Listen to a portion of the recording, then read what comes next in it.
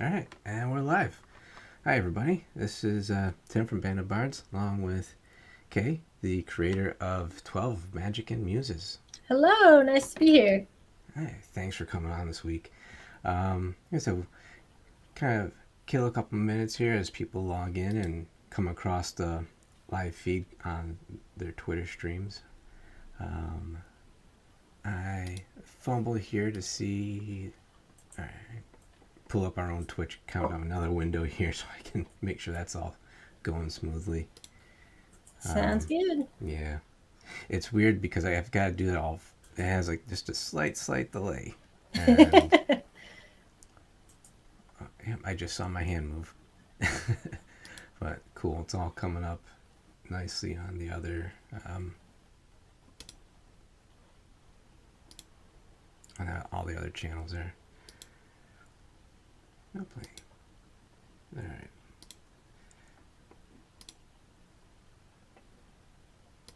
cool.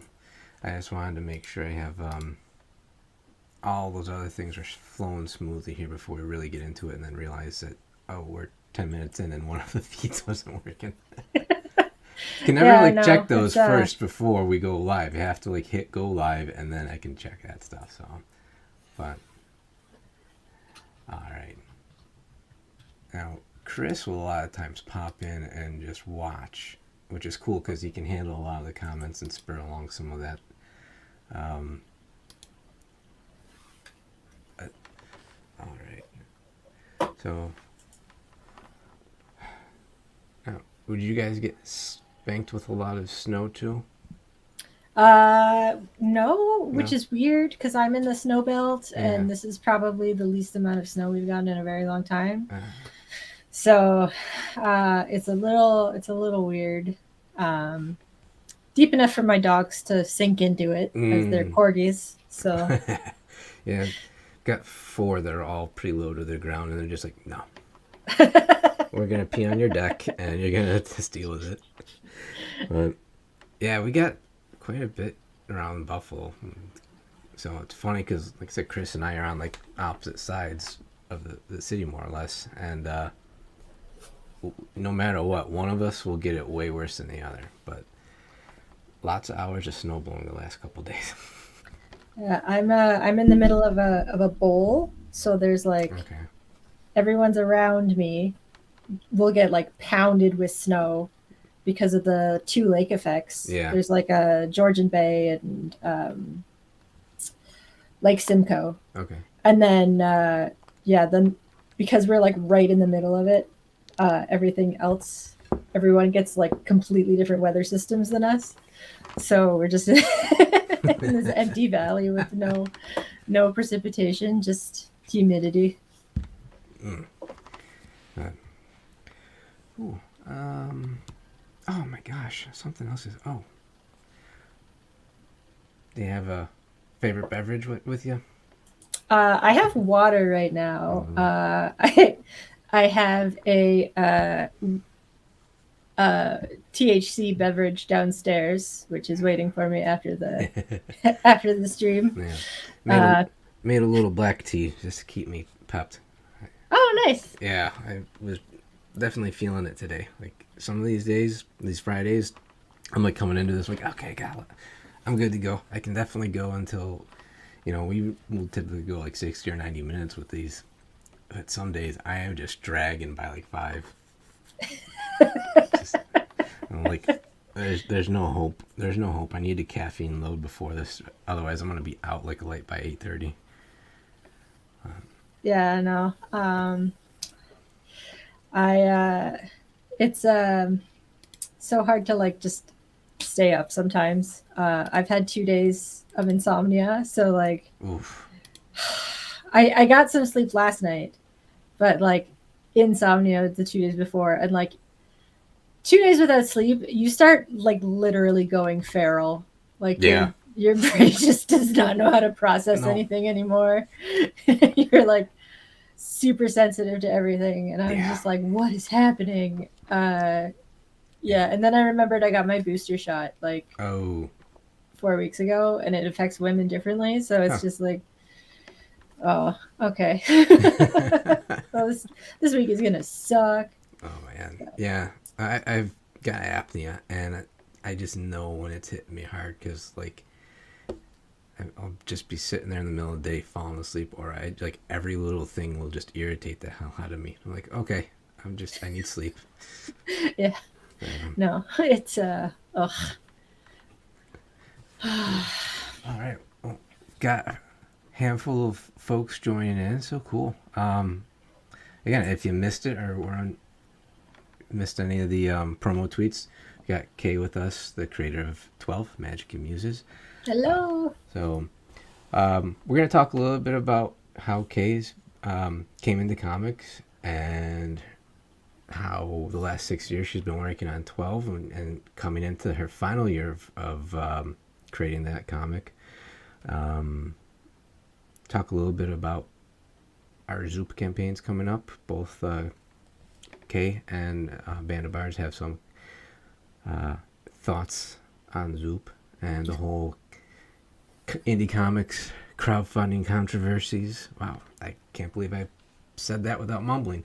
So yeah, this should be some fun stuff tonight. I think it's going to be a lot of conversation that people are out there kind of like on that fence, right? They want to know, why the first folks who have decided to run the Zoop campaigns decided to do that, and like how that's gone, what their thoughts are on the trade-off from other crowdfunding platforms. So don't be shy in the comments.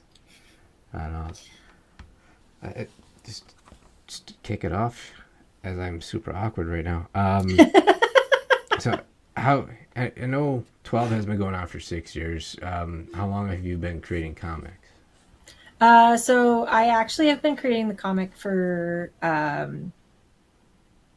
8 years.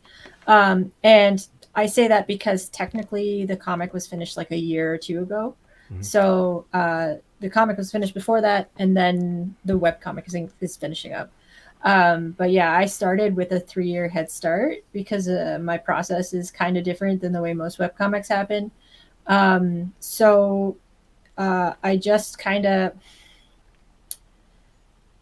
go back and forth over the whole project and jump around a lot. And I didn't have a first finished chapter until like I was in 3 years already.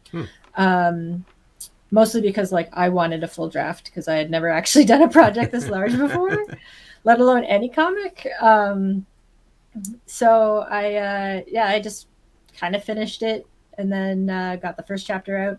And then, once pencils and inking were over, everything else just kind of like sped up quickly compared to everything else. So, because like once you have the story like actually pounded out, the only thing that's left is like minor edits and minor dialogue changes. And I try not to, if I see mistakes by the inking stage, I usually just leave them because at this point, I've stuck myself in this hole so I can keep moving forward and do the next one. Because if I allow myself to like keep editing after hardest part has been done, like perfection hell is like notorious with webcomics as well. So like I was like, no, you can't do this. We just march on. Right. And eventually when you look back at it after some years, those little quirks start to lend more character to the overall work rather than being like pristine and perfect. Yeah, no. Well, and the thing is that when they're there, they're glaring. So like when you start working on your next comic, you're like, okay, so like these are the things that I very much did not put as much love and care and attention into. These are where I'm focusing on. Inking is just okay. I've inked it. I'm not changing it. I'm a digital artist. I have that ability. It is not happening. But and like I have seen quite a few of my peers get stuck in redrawing. And don't get me wrong, like sometimes you do need to reboot a story, especially if you're not sure from the writing standpoint. But if it's just art that's a problem, just keep going. Just keep going if the art's a problem, because one of the cool thing about webcomics too is watching growth in a comic, right? Because you have one person or a very small team as opposed to like a full pipeline. So you don't have to worry about having like a super consistent art style all the way through. And usually because a lot of these projects are like so long, on top of that, you are going to keep getting better. So there is no point in going back and editing unless like maybe you're going into print or you want to go back and put more pages in because you realize that the story will flow better if you put this little thing in the beginning or something like that. Well, we all learned from George Lucas, right? Just endless tinkering. And it's cool, though, because, like, one thing, hell of a project to start off with. But, like, that takes some serious dedication, and I want to talk about it, but I've seen some of, like, the tables and organizational charts you make for yourself. Yes. And that's really cool. But before I even get onto that, the neat thing I think with the way you just call it, all right, this is 95% good, we're gonna keep moving on. You mentioned how like you look back and see things that you maybe didn't pay attention enough to, or like you just didn't devote as much time as other things, and you get to almost have like a living history of your own process and your own development as a creator, and that's really cool. Yeah, no, I don't think enough artists understand that looking at your old work is just as important as what you're doing with your new work. And those memes that go around that has like artists 2010 and 2020 are always so cute because you actually see where the artist has progressed. And the thing is that progression doesn't always necessarily mean like you're suddenly drawing realistic portraiture. But like how some cartoonists will draw really, really realistic, and then you see how they've slowly learned to simplify and speed up their designs over time. But like it's cleaner. There's less, there's more emphasis on stroke than on like line definition and that kind of stuff.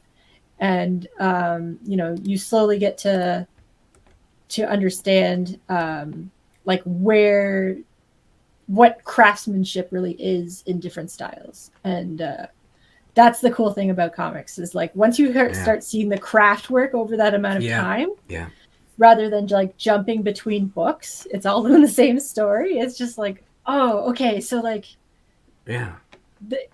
you almost can give yourself your own critique because you can see what works for this artist and then you can try it out and that kind of stuff. So no, that's really crucial, and like it's such a cool thing, like you mentioned, like you get to see where someone starts to kind of like find more efficient ways to do their work, or shading is always something that I think stands out when you can really see when someone starts to develop their skills on that. It's a lot the same like with a tattoo artist.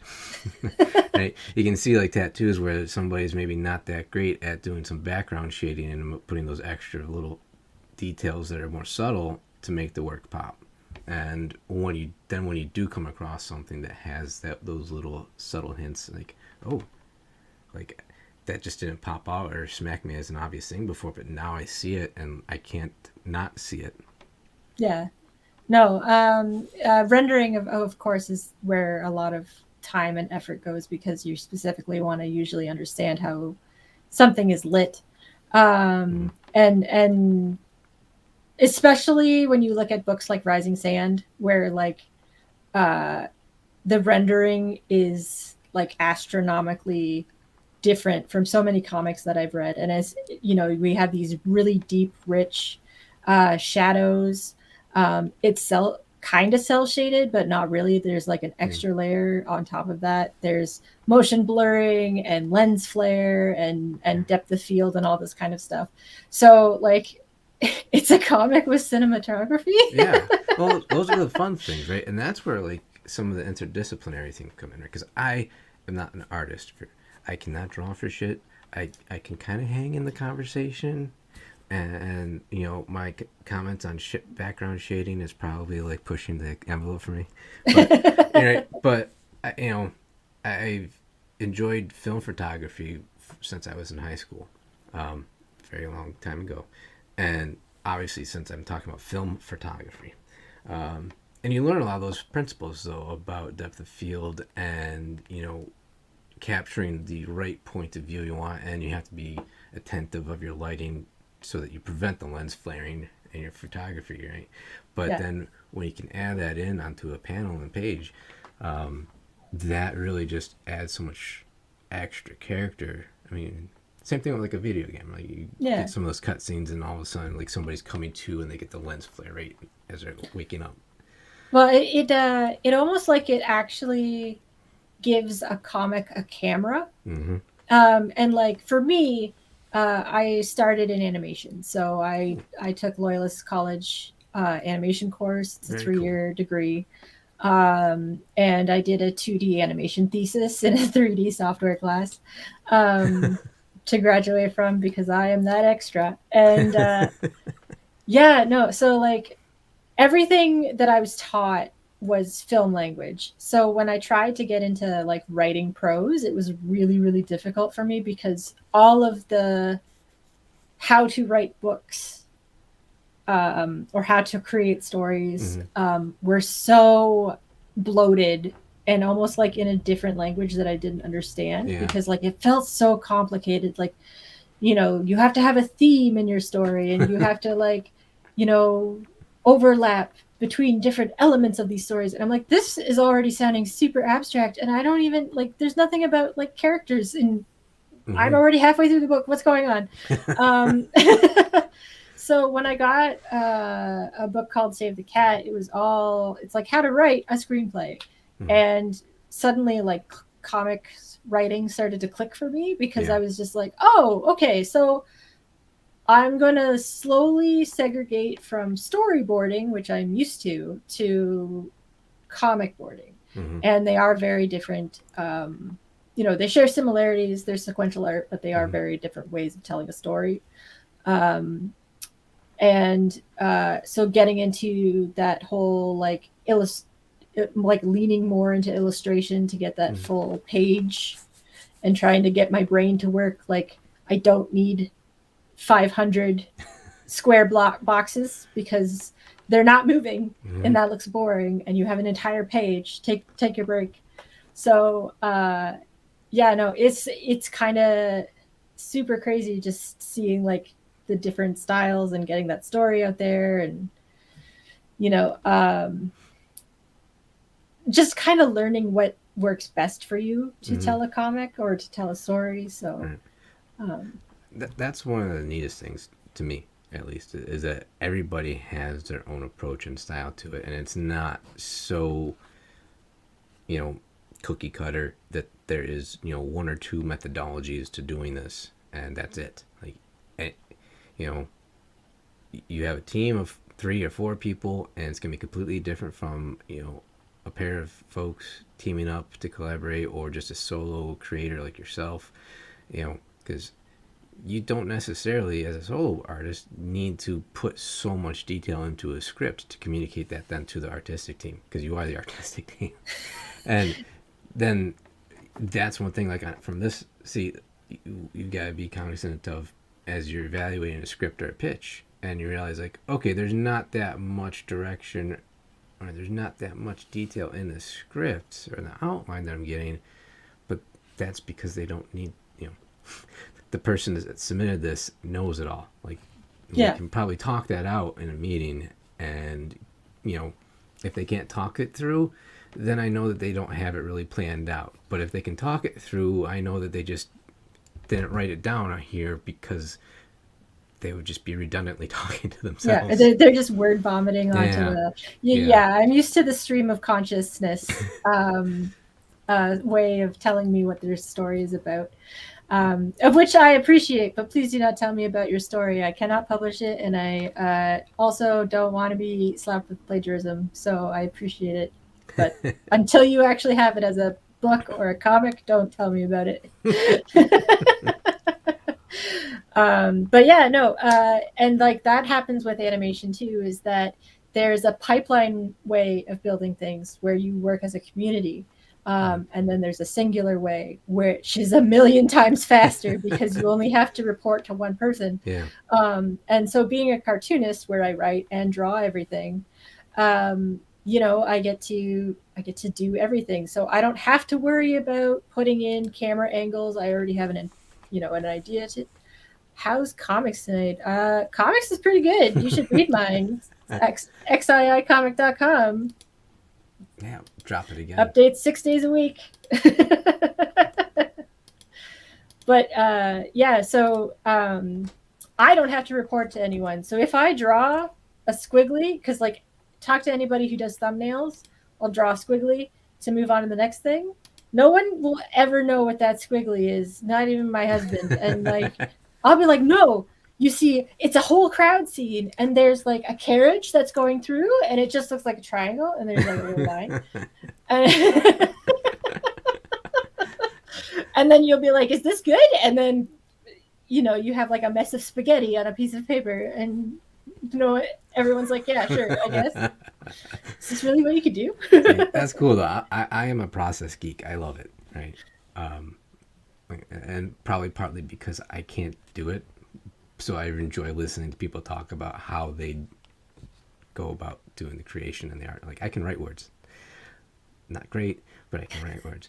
I can't draw at all, so that stuff just it fascinates me. Getting to see somebody draw right there on the spot. I got to meet Dave Chisholm at a book signing. And this is for Canopus, I think. And okay. He's, so I'm getting him just, normal kind of chit chat. And he goes, you want me to draw a picture on this for you, dude? I'm like, okay. And we're just, casually talking. And he's just whipping out a drawing right there on the cover. And I'm like, how? Like, this is so cool, right? Maybe I am a very simple person, but those things are just so cool to me. No, I mean, honestly, like there's a lot of artists that like do that to me too, even though I'm an artist. And that mostly has to do with like, different ways of drawing. Like I am a sloppy sketcher at heart. So I always have to have an undersketch. It is never pretty. It is always really, really rough. But I need that so I can like properly plan out the structure. Sure. Whereas like some of my peers can just look at a blank page and just start drawing, like inking directly that way. And it just like boggles my mind. And then like I'll go and someone else has like these really, really crisp and clean pencils. And then that's how they plan things out. And it's like, oh, you can see all the volumes in this, like this character structure. This is amazing. Meanwhile, I'm over here and I'm just like, okay, so there's like this flat circle thing, and then there's this, and then okay, so now that I have like this like wibbly wobbly noodle person, I'm gonna start adding all the details on top of it. And you sometimes you just need to find out that someone else draws like you so that you don't feel crazy or like you're doing it wrong. Matt! Yeti's in the house. Yeah, he's pulling out the puns. Yeah. You know what though? I live for the puns. Nuke him from orbit. That's Chris. So that's his process too. Yeah. Blobs of pencil line. Yeah, like you have some artists like the creator of Fine Print and Sunstone, and he can just like fully paint his comics, and it like he just does it freehand, and I'm just like, are you a wizard? Yeah. Who did you sacrifice to get this power? Like, this is insane. And so yeah, no, it's pretty crazy to see like how diverse everybody's approaches is. Like even with comics and like looking at how other people create comics. Yeah. Like for me, the only reason my comics exist is I have a spreadsheet and I know exactly how large my comics are, and I don't care how big they actually are. But I need to make sure that everything is in there in the box of the story. So like as soon as I start writing a story, I know whether or not it's probably going to be 200 pages or if it's going to be 500 pages or 20 pages. And and some artists cannot work like that at all. So while a lot of my peers will draw like chunks of scenes or pages at a time, I have the whole thing drafted out, and then I like start slowly bouncing back and forth to the end of the story. And the only reason I can do that is because I have a spreadsheets that like actually tell me like, okay, so now you're inking, and then you have to go out and work on series 3. Okay, you did your thing for series 3, your thumbnails for series 3. Now you can go back on series 2 and start penciling and then ink and then like you know uh I can work in 3 different parts of the entire book in like the That's span of 3 weeks. that's crazy. Yeah, I'm because I have animation training and not fine art training. Gesture drawing is much more grounded into how we're supposed to view things than structure. And don't get me wrong, like structure is very important to us, but obviously to give your characters volume and to make them feel like they have weight and all that kind of stuff. But also you're drawing like you can be drawing hundreds of pages or hundreds of cells in a single scene. So like I was taught to be rough because if you were clean about it, you didn't get it done. So and like a good professional animator can get like 3 to 5 seconds done in a day if they're not tweening. So like when you're trying to make something that's like 3 minutes long, those 3 seconds add up over a very long period of time. Yeah, gosh. Yeah, so you're talking about, in a normal work week, you're doing 15, maybe pushing 17 seconds. Yeah. Wow. So my thesis was for animation class or in my animation college was like 3 minutes long, and was it 5 or 3 minutes? 5 to 3 minutes long. And in animation, you count things seconds because you have to count things in frames. So it's like how much is 3 minutes? Okay, 180 seconds. Divide that by 12. How many frames is that? Okay, so this is approximately like how many frames we need every second to get this thing done. Like it's crazy. Oh, hello, fellow robot. Thank you for reading. I hope you like it. Yeah. And if you don't, just don't tell anybody. We've dropped a couple links there for anybody that's joined in. We've got the link for 12 the comic right there. And let me scroll back up and show Kay's Zoop. Yeah, so we're doing reprints. We're going back to Zoop to try it out and test out this new crowdfunding platform specifically for comics. So I'm really excited to see how it goes. And of course, the webcomic is still catching up to the end of the series this year, but the print editions are actually finished. So you'll actually be able to read the whole story ahead of the end of the webcomic, which is, I think, pretty cool. Yeah. You can almost you can get the physicals and then race yourself to see if you can finish all of the physicals before the webcomic finishes. Yeah. Yeah, basically. I wasn't expecting to be able to do that, but it worked out. Yeah. Hey, happy accidents, right? Oh, absolutely. I got my Bob Ross back there. There he is, by the cactus. Little Cactus Ross. Yeah. Right. Yep. So much stuff on these shelves. I should start pulling like one thing out every week and showing it off. That will probably take up a lot of weeks. Oh, thank you, Matt. Matt the Mangy Heart. Yeah, so Again, speed is one of those things that like kind of accumulate over time in artwork. So you just kind of have to not be afraid of getting a little sloppy and getting your anatomy a little off. You know, if you really pay attention frame by frame in a lot of even Disney animation, which is peak, you know, the creme de la creme for a lot of animation. Their anatomy and proportions move all over the place. They're kind of wobbly once you start looking that closely at them to study them. Yeah. So. And all their cover art has a lot of anatomy quirks. I guess we'll just leave that there. Yeah. Yeah. But Disney animators like to have their fun, I guess. Yeah, I know. And you know, a lot of that just kind of depends on what they have time for and what their marketing has told them they need to stick in.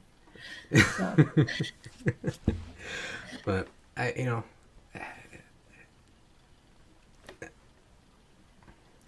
too many thoughts rush into my head at once, and I don't know how exactly I want to frame it. But like, you know, being the geriatric millennial, I think both of us are. I'm 89. Okay. So I am a millennial. Yeah, I know, right? Same here. Right, so we grew up on like the older style animated Disney movies, and we got to see the introduction of things like Pixar and computer animation. Do you have one of those formats that you like better than the other? So I'm a 2D animation person at heart, and that's not to say that 3D doesn't have its own advantages. It's the same with claymation. But I don't know. I just found it was like very freeing to draw things in 2D animation. You know, I was drawing flipbooks since I was a little kid. And you know, you just get those little sticky notes, and then you just draw on each one. So I used to make those all the time when I was a little kid, and yeah, you just kind of get used to it, and it's super cool. And if anyone has dealt with Maya before or any 3D program, crashings on those things suck, and I hate it.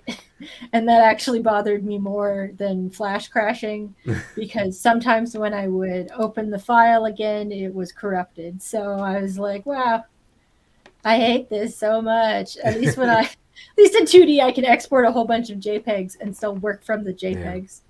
But yeah, no, I do love 3D animation in some ways. Like, I really want to get back into it so I can start building my own models for 3D printing. And I haven't done like game design in a while, which kind of sucks. So I would really like to do that. That's Fortunately, cool. I mean, I can do all of this, but my current job is mostly web-based. So I've been doing mostly like motion graphics and animation, that kind of stuff, which is fun. But after a while, you're just like,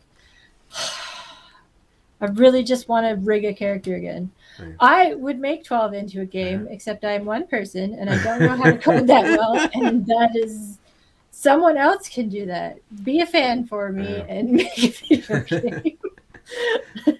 So, computer games are cool. Would you ever look at 12 as like a tabletop RPG? So I've actually gotten questions about that because I make these little like figures. And people have been like, "Oh, is that from a board game?" And I'm like, "Oh, no." But yeah, no. If someone wants to make 12 into a TTRPG, go right ahead. Like, obviously, like if you're trying to make money off of it, pay me.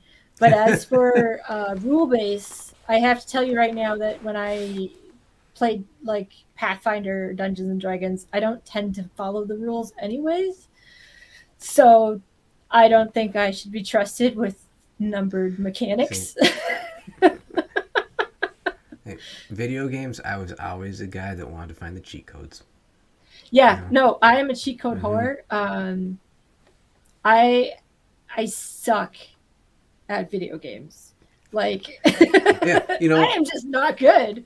I have cool no for reflexes. People who want to, like people want that challenge. All right, man. I don't like throwing my controllers and getting mad. I want to do this to freaking relax. So I'm putting it on easy. One shot, that guy's dead. I'm gonna keep going. But give me the cheat codes. Unlock all my force powers. Give me max force points. Refresh my shields. Stuff like that. I just want to like tune out and absolutely escape from reality and do this so that I can not be mad for a couple hours. Yeah, no. For me, like, there's a lot of games that I play for the story because I am not skilled and I do not have the time or the ability to care to become skilled at a video game. And like I've been playing games since I was a kid. That has just always been my state of mind when playing video games is I either win or I just don't play the game anymore. Yeah. And I just give it to someone else. So, Matt agrees. oh, well, I appreciate that. See, I mean, I have to go the same way, right? Like, if you're going through all the trouble to make up this just fantasy world that you want to play around in for a few hours, why would you stymie yourself with all these rules and regulations and things you got to deal with in real life? Why, build a framework and then just have fun. Yeah. I kind of get it because like it's nice to have rules if people have an argument. And I kind of always took that as what the rule books are. Yeah. Is that if someone wants to go, can I do this? Or I want to do this, and how much damage does it cause? And you don't know how to answer that, but you like want something to consult, Yeah. then the books are there. Now, personally, I don't find any, like almost none of the TTRPGs I've played, which is mostly like Pathfinder and Dungeons and Dragons and the big ones, but is that they are not written for someone like me. They are written for someone who wants to be engaged in the lore, and I don't care. I just want a number and what it's supposed to mean. Like, I don't need flavor text, but that's what people like, and I'm just like, I can't care. How do I win this? I just need to know if this one guy knocked out his friend. Like, just we'll roll for it. So that's basically what I do. Is most of the time it's just like see who rolls bigger and you win. And I think that's the thing that like has always kept me away from really getting into like TTRPGs is that it's just too much. I don't have 12 hours to learn the rules. I don't like. When it comes to like video games, I'm a solitary person. It's always been an antisocial activity for me. I've never been much for like massive multiplayer online whatever. I don't even remember what the acronym is. Not my thing. Except for way back in the day of Yahoo games when like the only way to play computer games multiplayer was to go through like Yahoo games, put your little disk drive in for like Jedi Knight and go crazy in lightsaber duels. But yikes, it's a lot of like time spent as a 15-year-old. Yes, there's one thing that I envy about the youth is how much spare time they have. So I'm usually the DM because I'm the person that knows the rules the most.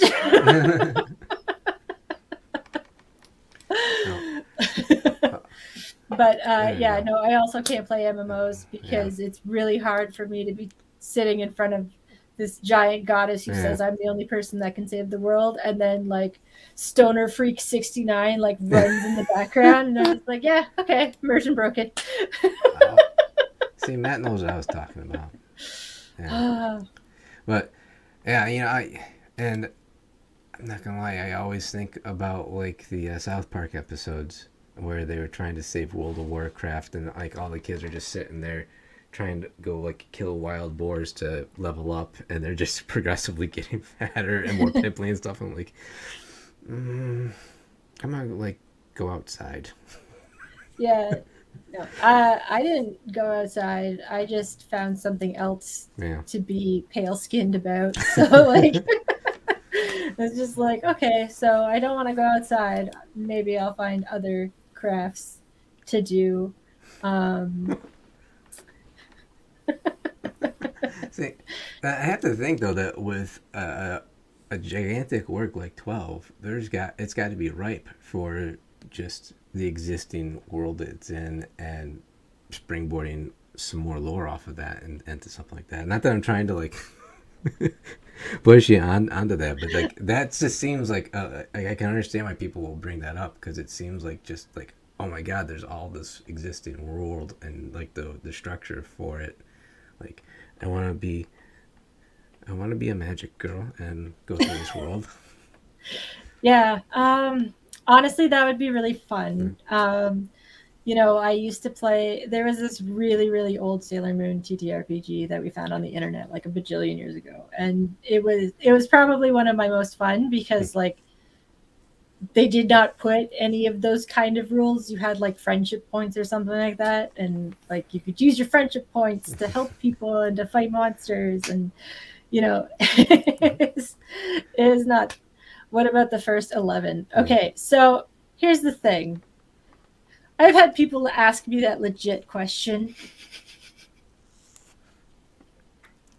because I do not give your comics Kingdom Hearts style names. What I mean is there's a reason why Disney dumped every single title in their movie to be one word, because once you get out of that one word, you start getting weird questions like, where's the first 11? Where are the other doors? Exactly. And he's talking specifically because of my beautiful logo here. So for anybody who is curious, because I've also been told, is it Z? How do you pronounce Z? It's 12. It's Roman numerals. I thought I was being super clever, guys. Don't look too much into it or give me this much credit. Yeah, so it's 12 of Magic and Muses, and the reason why I chose the name 12 is because they're based on there's 12 girls, and they're each based on different kinds of zodiacs. So, yeah, there's 12 girls. They're, the most obvious one is that they're members of the Chinese zodiac. Look, they look like little rats. She's got her little rat face. So yeah, there's no 0 either. I am not writing 11. There's no 0 in Roman numerals, isn't it? I have no idea. I'm not as smart. I think so, because like the number 0 in as an Arabic numeral was like world changing. It's funny, we just take that for someone is a better history person than I am. Oh, 0 was invented in India, which would make sense because we don't use the Roman numerals versus the individuals. Yeah. No. God, history is so cool.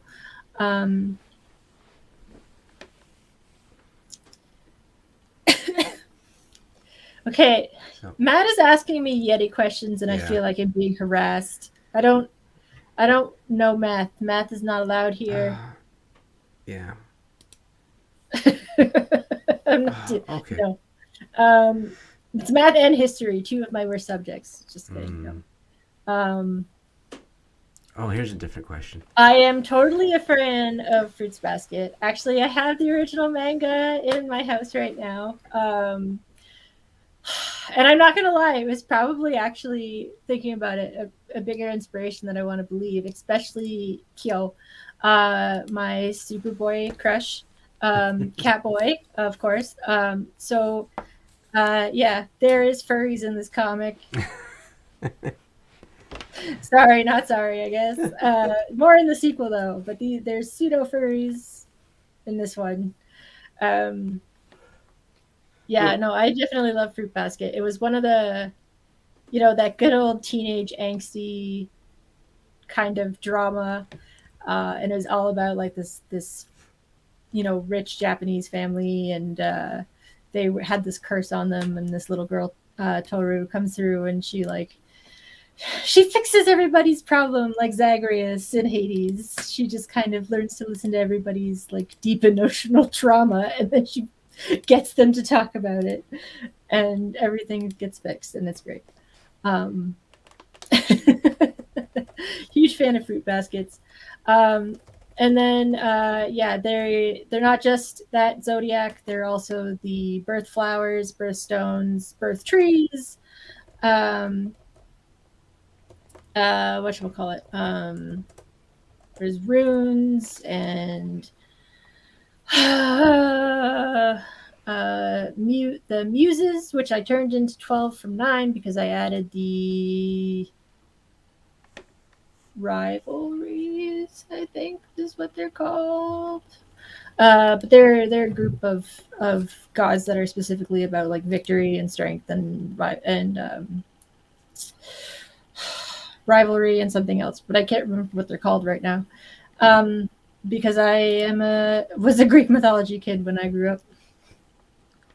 Some people like superheroes, and I like Zeus. Well, all those are really original superheroes. And, you get me, the history major. I started and I won't shut up, so I should just stop myself right there. Right. Yeah, no, like I was a kid, and like between Egyptian and Greek mythology and Roman mythology and that kind of stuff, like just like loved it. Like I had Barbie dolls that were wrapped in Kleenex so I could make little togas out of them. Like, so I was that much of a loser.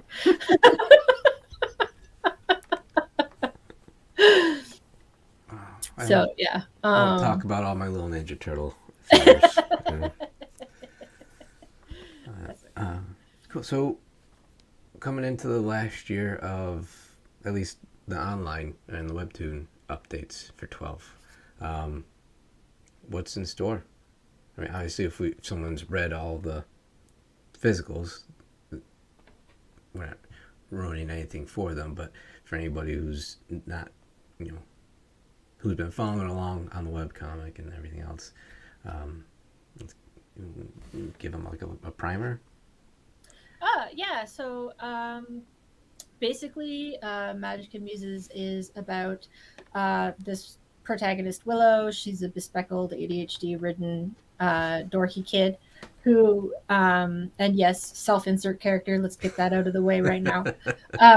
She has this friend named Emma who has a bullying problem, and this bully Georgia like harasses her and physically assaults her, and Willow doesn't really know what to do because she doesn't really trust the authorities in the school because it's like a boarding school and you're already away from your parents. So the same people who are supposed to be members of authority to take care of you also, are in charge of your discipline and aren't your family. So it's not hard to see why that environment might breed a bit of distress. Yeah. So she is trying to figure out what she's supposed to do because her friend won't go to the authorities either. But I guess something was listening because it came out and gave her a magical necklace. This magical necklace originally turns her into an accidental rat monster and then fixes it. Georgia sees her and then tries to blackmail her into giving her magical powers. So that's how the story kicks off. And over the course of the story, the girls start realizing that there's more magical girls. It's almost like an infection when they touch each other. That the school is connected to the magic somehow, but hasn't they've never heard of magic before, and so they don't really understand why the school has precautions against something that it shouldn't even exist. And then that slowly leads to them uncovering a conspiracy and accidentally blowing up the school and just this kind of story about it's a coming of age story about understanding pulling the veil open to your adulthood faster than society wants you to. just because you happen to have fallen through the cracks kind of deal. Mm-hmm. So that's where the story goes, and there's 1,000 pages. So have fun. And right now I'm working on the sequel series, which is actually pretty deep into production. So the first series is complete. You get a complete ending, but I am working on a sequel series that you can kind of get it read by yourself. Do you ever have a silent page? 'Cause I'm not sure what you mean by having a silent page. Just like a page with no dialogue. I mean, I have plenty of pages with no dialogue. Honestly, I do a page daily. Do you take it easy on yourself? Oh, yeah. So I am actually only limited to draw for 2 hours a day at this point. I have a pretty serious RSI in my shoulder and my elbow. I mean, my day job is using my hands a lot at a screen, and then I do comics afterwards. So when I first started 12, I would do 8 hours of 12 a day. And then when I finally found a job again, I was doing it 4 to 6 hours a night, trying to keep up with my day job. And then I was at work one day and my right hand couldn't lift my mouse. It literally felt like 1,000 pounds. And I was like, well, I'm going to the doctor, because like my wrist had been sore. So I was wearing like the bracers and had been doing the wrist exercises. But it turns out I had actually like pinched the ulnar nerve that goes from the back of your shoulder, I think, to underneath your elbow, down your wrist.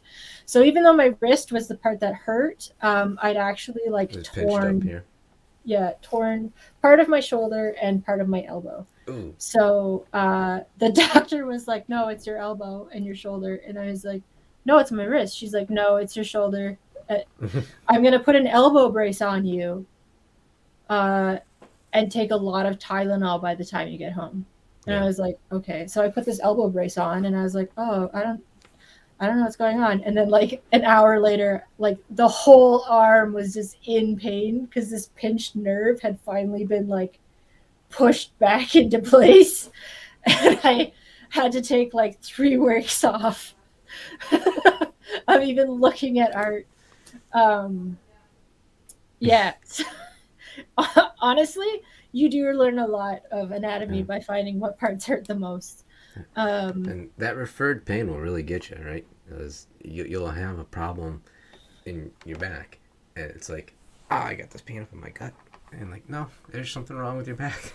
Yeah, no, that actually happened to my spouse right now. He's got a pinched nerve in his back, but it's affecting his leg instead. Gosh, I so hope that it's clears just up like fast for him. Those 30, man. You just start falling apart.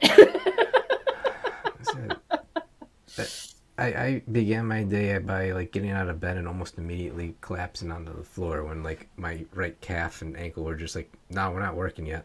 Yeah. what is this going on? I hate it so much. But yeah, so now I am down to 2 hours of drawing a day, and I am not allowed to draw at all on the weekends. Sometimes I break those rules, but I try not to, because if I hyper focus and I end up drawing for 4 hours, I feel it the next day, which means that I need 2 days to recover and then I can draw again. So I have been taking it off. I actually only use my left hand for work, for mouse. All of my mouse stuff is done with my left hand now, because having them together means I just don't get to draw in the evening anymore. Thank you so much. I hope you take a look when we go live February 7th. I'm glad you liked it. I know you got it a while ago, so I appreciate you going through and being able to pick through it. I know that you've got some kids and it's really hard to get some spare time, so I appreciate the effort. Um, yeah, I have a physiotherapist. So I have to do like push-ups and knuckle wall presses all the time. It's yeah, so I don't know how to explain it. It's just getting old sucks. And honestly, the younger that you are, when you can start getting these things looked at, I Yeah. very much recommend it. I came in when I was 30, and the first thing my physiotherapist said was, "Oh, thank God you didn't wait till you were 40." Yeah. And just because like a lot of young people don't think that they have issues, but I'm already an office worker, so not my back, but my neck is like bent like this. Yeah. I'm leaning forward. Yeah. So my back is straight, but my neck is forward, and Yeah. I'm just like, okay. Yeah. One thing I Um, found out is that, like, when I got this new, like, this keyboard I have now, once I started using that, I realized that my work laptop was having me hunched over because it's so small. And then I started using this keyboard. I'm like, oh, you can breathe. what is this? Yeah. All those Yeah. stupid little things that you don't notice and they take a long, long time. And yeah, yoga is where it's at. No, yoga's a very, very good Yeah. for stretching. I mean, And also like it is important to like build up those small muscles with mm-hmm. stuff like push-ups and sit-ups and that Yeah. kind of thing. And I think Um, what a lot of people don't get about yoga is that so much of it is essentially body weight resistance workout. yeah, Like you get into that, and the first time you go to a yoga session, you're like, oh, I am smoked. I worked out a lot of muscles I did not expect to work out. And, you yeah, think you're just no, gonna go there and do some like gentle stretching this, and like depending on the type of yoga, like you could be getting a decent workout. yeah, no. It's pretty crazy. How much those little things Yeah. can build up over time, which is great. Big fan, especially of goat yoga. So go do that because the goats are fun. I love goats. Yeah. They're great. Um, yeah, no, just take care. Like taking care of your body cannot be recommended Yeah. enough. Blue light filters on your thing. Some of Mm-hmm. the blue light filters now, like Flux and Twilight, they actually will change depending on your program. Hmm. So, like, if you use Photoshop for only editing work, rather than color choosing, because like I use it for and dialogue and special effects and that kind of stuff. So that will have the blue light filter on, but when I go into Clip Studio, the blue light filter turns off. Yeah. So because That's I'm cool. usually using color, so you don't want to have that altered color scheme, but Yeah. definitely get the blue light filter. It doesn't sound like it'll do much, but it does. Um, Also, goat yoga is when you do yoga, but somebody brings a bunch of baby goats. So you just do yoga while the goats like stand on you because they like to stand on things. And you just kind of feed them when they get hungry, Yeah. but they And they're usually cute. start eating your headphone wires, so watch out for that. I love little ant creatures. I don't know. I just go out in the backyard and I'll sit with we have chickens and I'll just sit there with the chickens and let them kind of like we got a little bench out by the coop and just be sitting there kind of paying attention, looking out for hawks and all that, and then the chicken will just jump up onto the back of the bench and it's like, oh hi, what's going on? And I don't know. That's a big part of keeping my sanity in check is just going out there. So yeah, little goats. Love goats. Yeah, no. Yeah, don't if you do not live in the middle of nowhere, do not own goats. They are loud. They Yeah. scream. They literally scream. Mm-hmm. They Oh don't man. they don't go bah. They go ah. Yes. Those are like some of my favorite YouTube videos. There's the goat screaming. Yeah. I No, they're loud. They're like peacocks. Like if you've yeah. ever seen anybody own peacocks, like you better live in a mansion that isn't around anybody because those things just Yeah. scream all the time. Like at least a rooster only crows around like Mm. sunrise. Oh no, they will crow we can't have roosters where we're at, right? But when you buy like a pellet of 6 chickens from Tractor Supply or whatever, they're sexed, but Yeah, when the they're chicken sex to the is best of our ability. yeah, when they're only a few days old, like it's not super accurate, right? So out of the 6, 2 of ours ended up being roosters. So we started off with having mild, medium, hot, honey mustard, barbecue, and jerk chicken. Hot and jerk ended up being roosters, so we had to rehome them. But we didn't, it took a while to realize that they were in fact roosters, and then all of a sudden, at like noontime, they're going. And I'm sitting in here trying to like work my day job and stuff, and I'm like, oh no, we got a problem.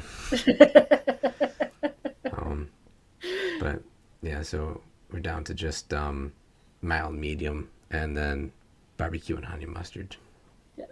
So I live in Muskoka country, which is like middle of nowhere, Canada. And we get coyotes. And coyotes do not sound like how they sound in the movies. Coyotes sound like children are being murdered. Yeah. And if you're not used to it, Mm-hmm. you don't get to sleep for a couple weeks. No. And we have like a golf course right behind my house. Yeah, the howler monkeys, which is why I brought up the coyotes. Yeah. Foxes too. It's a giant golf course, and like they own it. Like the coyotes here know we can't do anything about them, and they'll be sitting in the middle of the bed in the summer, and then like it sounds like someone is being murdered outside, and you're like, is it someone being murdered, or is it coyotes? Yeah. We've got some coyotes. I'm too tired. I'm pretty sure it's coyotes. I'm going to go bed. Yeah. I mean, I'm in like a first-ring suburb of Buffalo, and not exactly rural, but there's a lot of like habitat around here, and we have some coyotes will cruise around, lots of fox. And a lot of people in the burbs have no idea what a fox will sound like. It is. Yeah. So like a couple years ago, I remember the cops kept having calls for like women screaming bloody murder in the woods, and obviously you're calling the cops because you're like, oh no, it was foxes. Yeah. Mountain lions do the same thing. Like they just scream, and it is, oh my god. Then you realize like all of those like native legends and like folklore about like this is why we have banshees stories, in the woods and the stuff and like that, and you're like, oh, that makes way more sense. Yeah. Yeah, which is cool though, because we get our stories and tracking the history of those stories and just how they came about and why you'll have so 2 different stories from opposite sides of the world that are like 95% the same. You're like, yeah, that's why. No, it's cool. Yeah. So, again, you get the history geek coming out. No, it's great.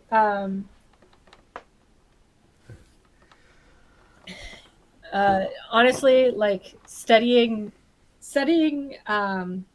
nonfiction is probably a really good starting place to learn how to write, because like, we all like fantasy and sci-fi and thinking beyond what we have.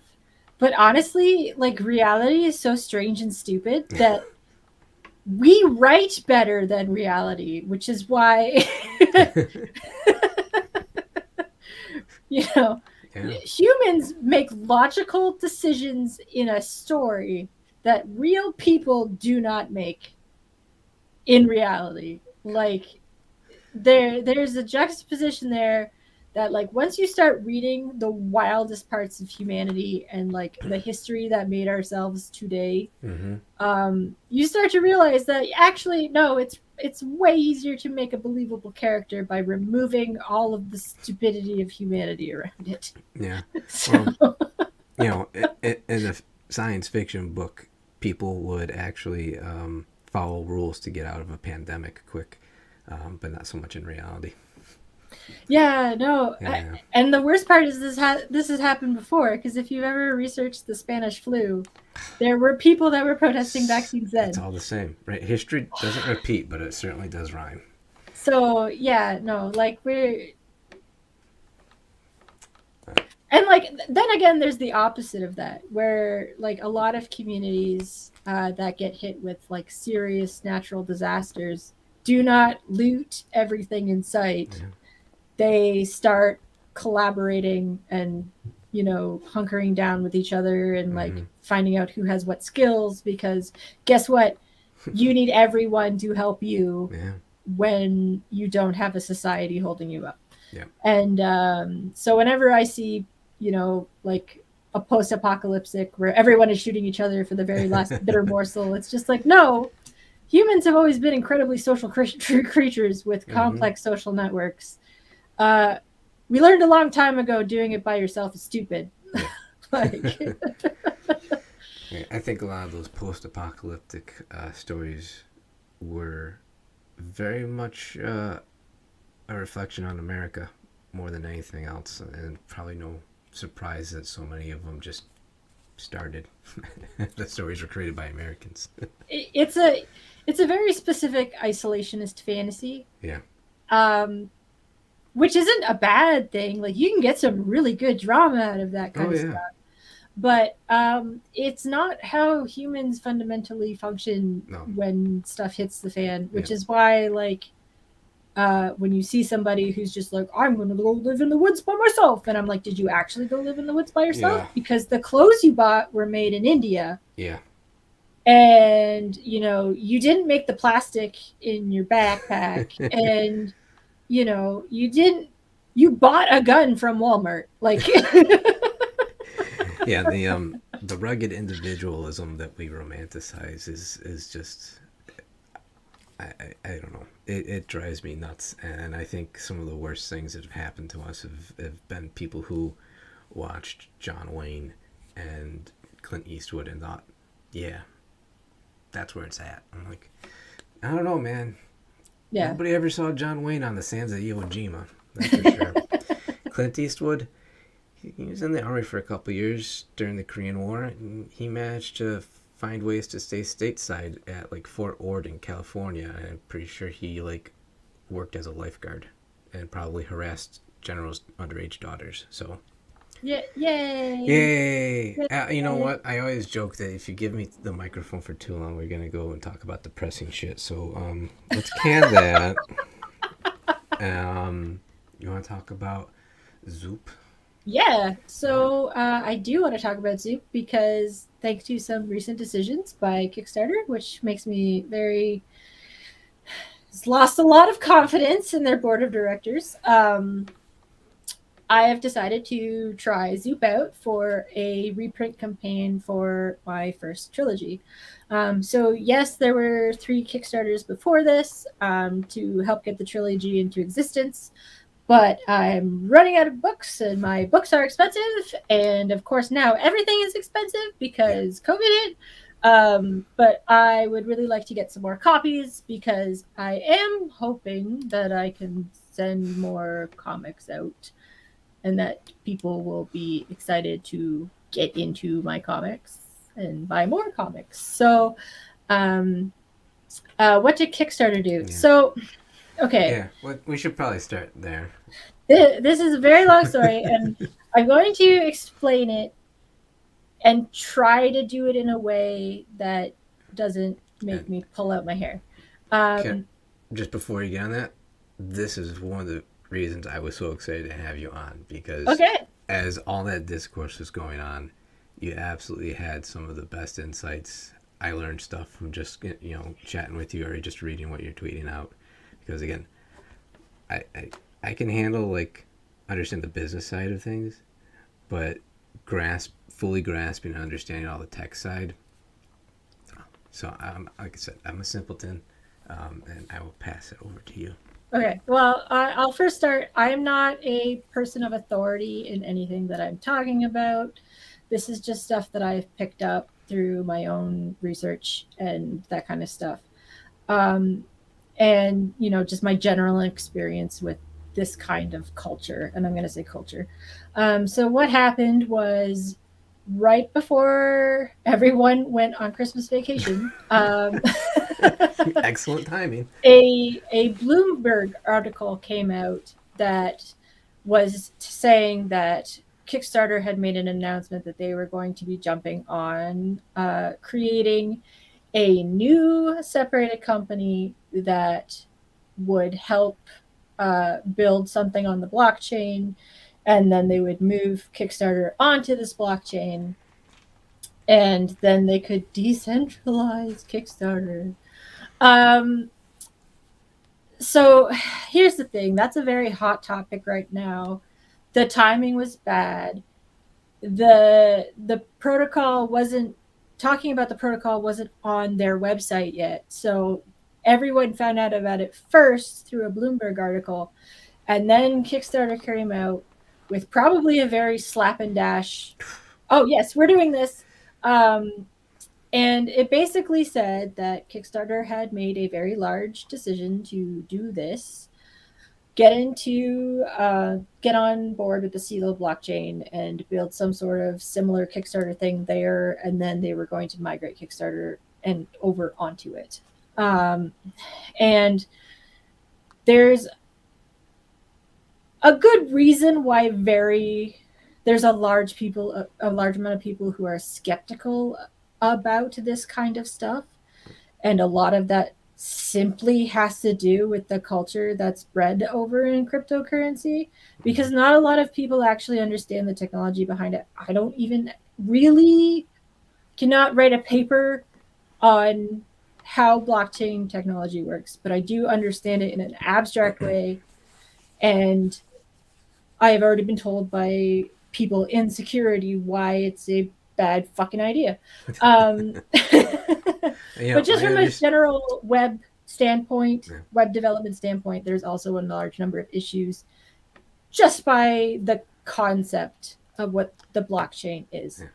I say when I typically try to read anything that explains how all the blockchain stuff itself works, I think of Jeremy Clarkson explaining how turbochargers work, and he's just saying, air goes in, magic happens, and power comes out.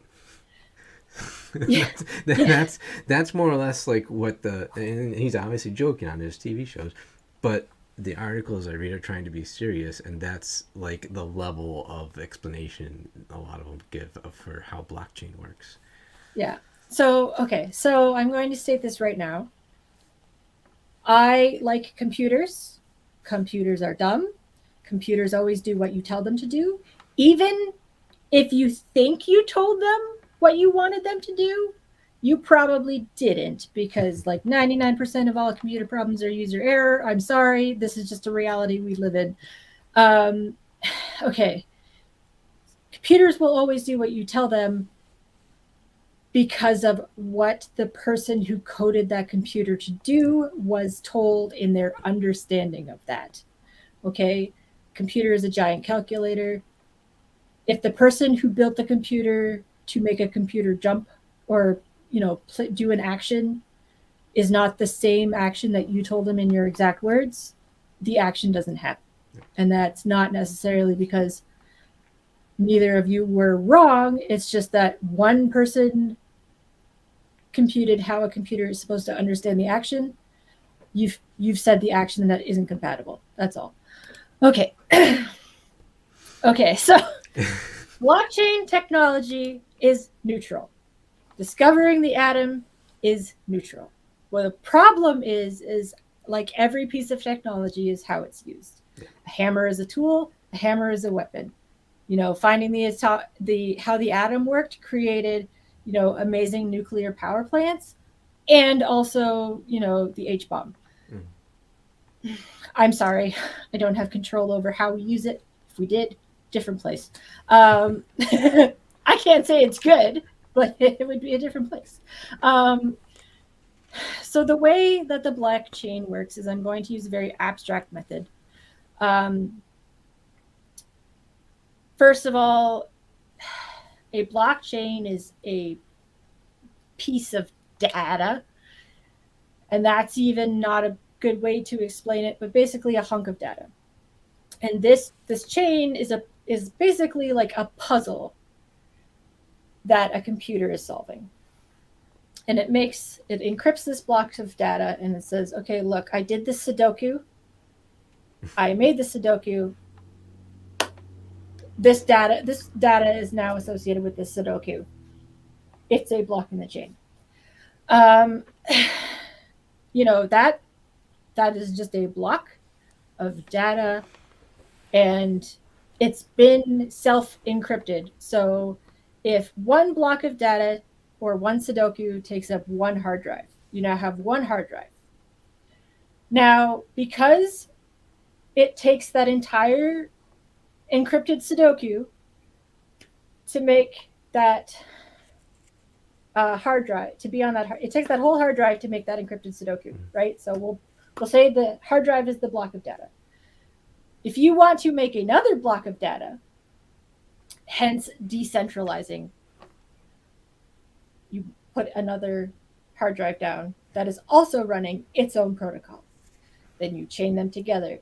Then they handshake each other and they go, oh, the protocol to solve the chain protocol is that you have to have these two separate pieces of data. Always. Always these two separate pieces of data. The protocol has to check both of them. Okay, so again, these are very abstract ideas of coding.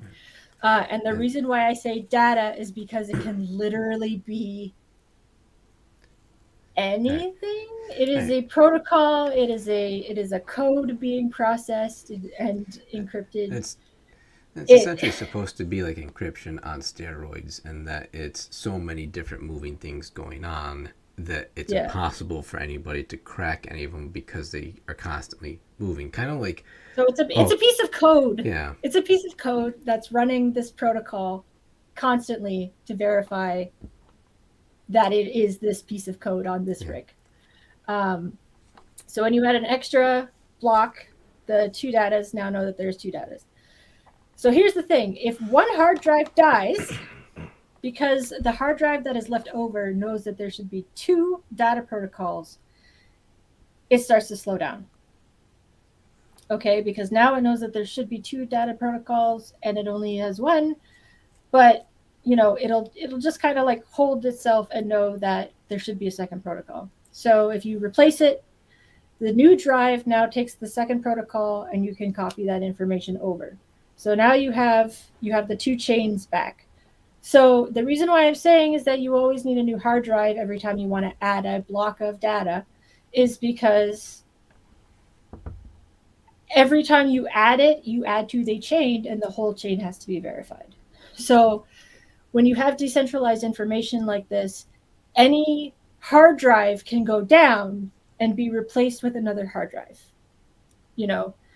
Right now, when you have something on a server and the server goes down, that data is gone because it is only located on that server.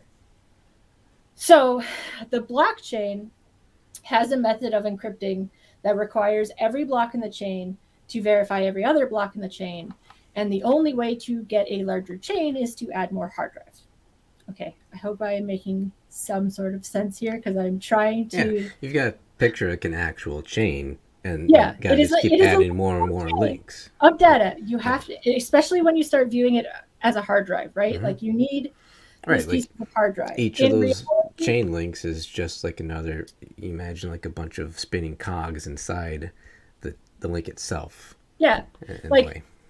Like honestly, if an actual hard drive can hold way more than that, but I'm just going for a base understanding so that you have a physical representation.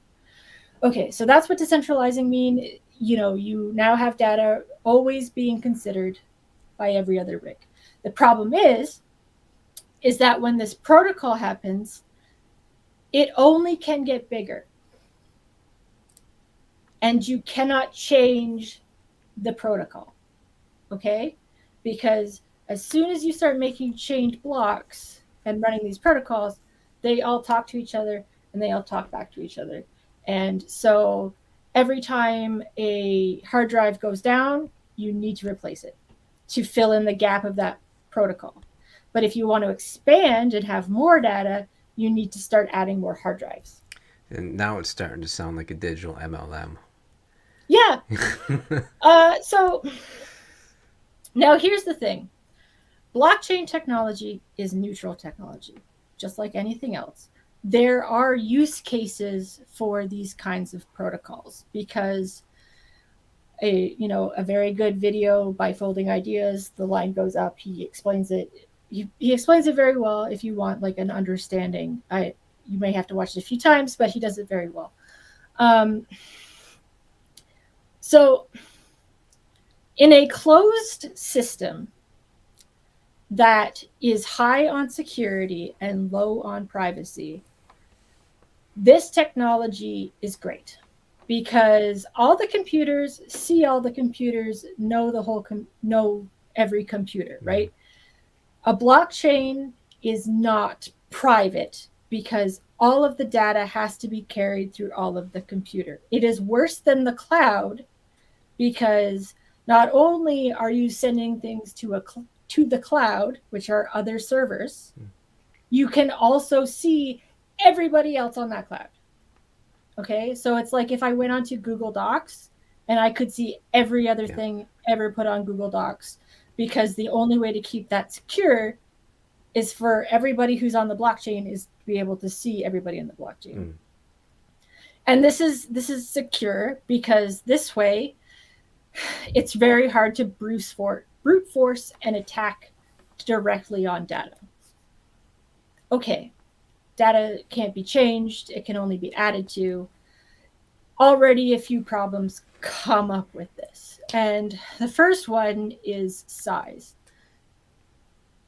Blockchains cannot embed files. They can embed text, which also means they can embed code.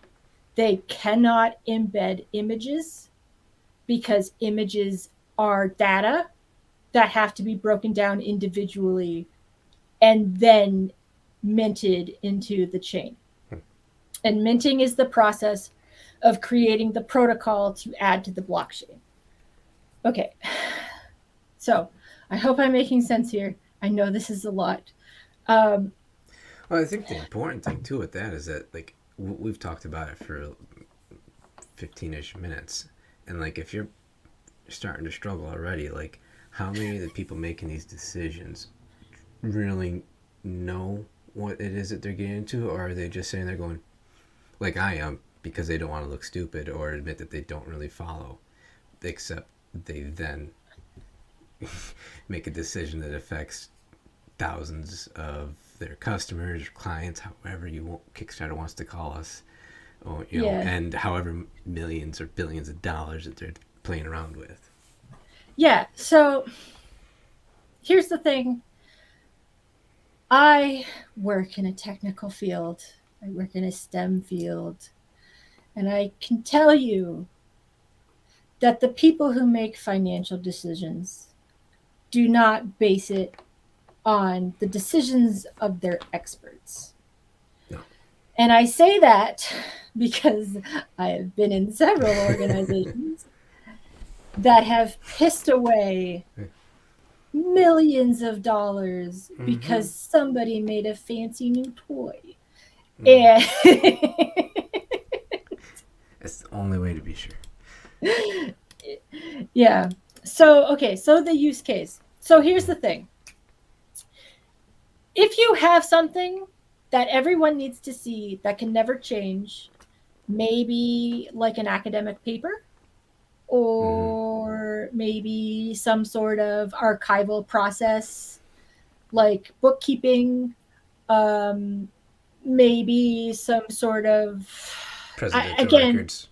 Yeah, like I can't personally find a use case in what I would be doing. Yeah. Like the most I can say is that having this decentralized network means that because these specific computers on the network, you can have the blockchain put around the world on this blockchain. So as if you have a burn down in one building, it's on the blockchain somewhere else. And because it's all the same protocol, you just have to build that server back where it used to be and attach it back to the chain, and ta-da, the protocol is there. So yeah, so that is a good use case, being able to make sure that you don't have to have multiple hostings. Like, well, you would still have multiple servers, corporate annual reports that are public to investors. Sure, that's a good use case. Again, it is really hard for me to think of a personal use case other than like Maybe your medical records. Yeah. Again, I don't. Again, that's. It's one of those things where like it is good to be able to restore the entire amount of embedded data in other things, and this data can, especially at this point, only be text. Okay. So, but I do want to point out that because of this, all blockchains should be a closed off system within themselves. No one else should be able to access the protocol.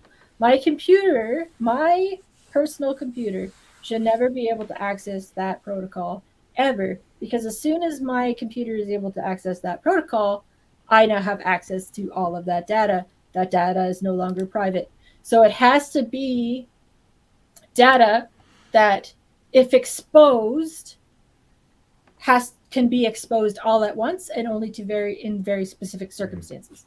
So, the US military probably keeping the blockchain on their classified files all over the world. General use case, right? Okay. We'll say one in each embassy. And then that way, if they have to worry about the data being destroyed in that specific facility, they destroy the server. And then, but they know that it's on the rest of the blockchain, and there's multiple blockchains, and you can't destroy that one particular blockchain. Okay. But again, that can't be regular internet. Yeah. That can't be an internet that everyone has access to. It has to be a privatized protocol that has its complete own network. Yeah, and they kind of do have that with the SIPRNet already. So I'm like, it's like, to your point, how all the things that Kickstarter was talking about with the decentralization, all these advantages that they've talked about, you can already do that with existing infrastructure. Yeah, so here's the thing. This is why I've been kind of weird about Kickstarter making this decision, is I can't see a use case for this kind of technology for something like Kickstarter. And mostly because like the data of Kickstarter can't really be stored on the blockchain. It's a really big website. It has a lot of spare files associated with it. Like, everything would have to be in text format and then downloaded there, which to me doesn't make a lot of sense, especially since blockchain technology, can only get bigger. And if you have something wrong in your block of data, that could be a security flaw that is permanently there. So because of that, sorry. I say the other part of that too is there's a gigantic expense to changing this baseline infrastructure that they've got to just be able to do things that they could have already without the expense. Yeah. Right. I don't think people realize that like something like a blockchain is not just a computer you can plug into another computer and then get the data off. It's not quite that simple. There has to be a way to communicate a regular computer device to the blockchain to be able to work back and forth. Yeah. It's not hard, but like one of the things about blockchain is that, especially when you want to do things with it, is that you need middleman managers to organize different parts of the data on the blockchain. So, it's not as simple as just copy everything on your server over to this other server. That's not how it works.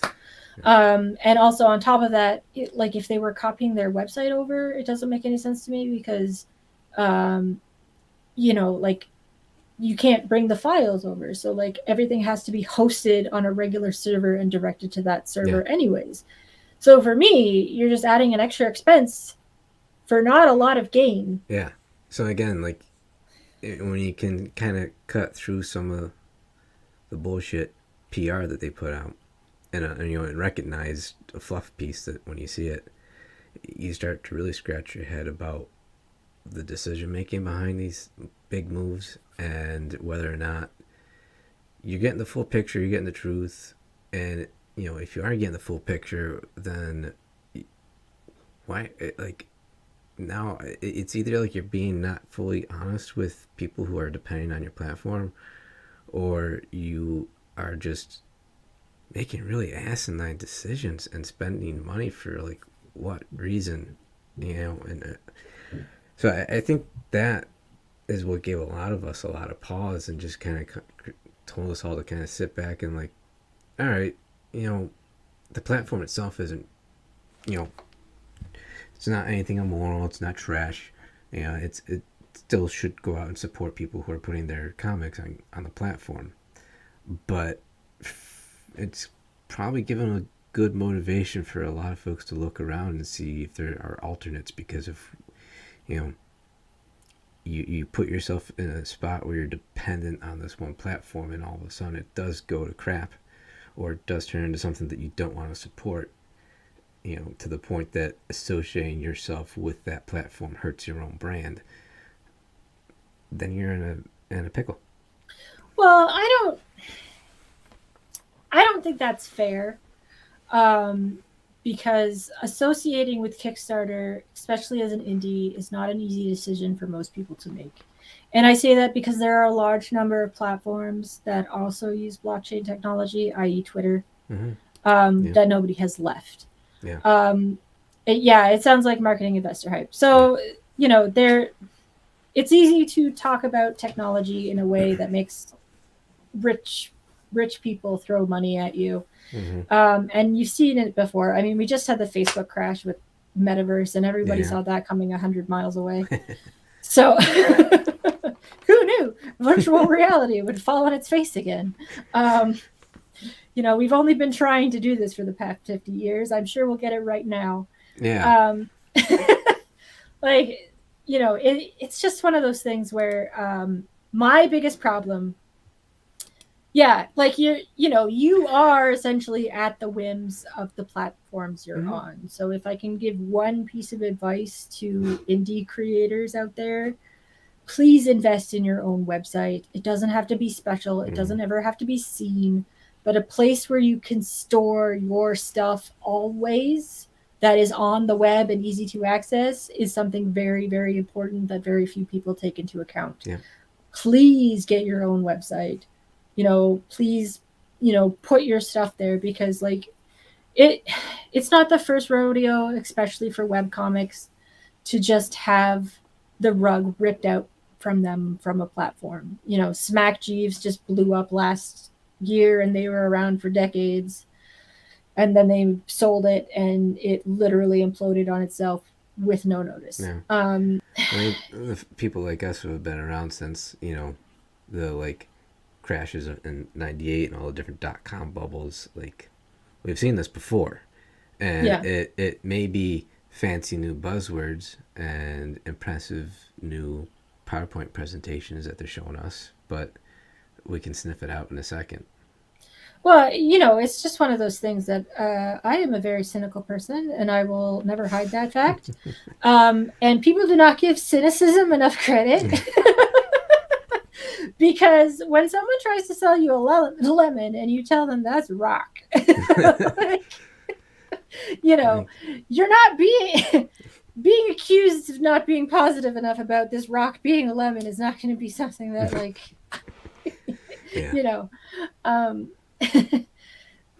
it's just one of those things where I'm always tentative. I want to know, if you're telling me this benefits me, how does it benefit me? How does me as a creator benefit from this change that you are making in layman's terms? And if you cannot tell me, and I'm a 5-year-old child, then you don't know what you're talking about. So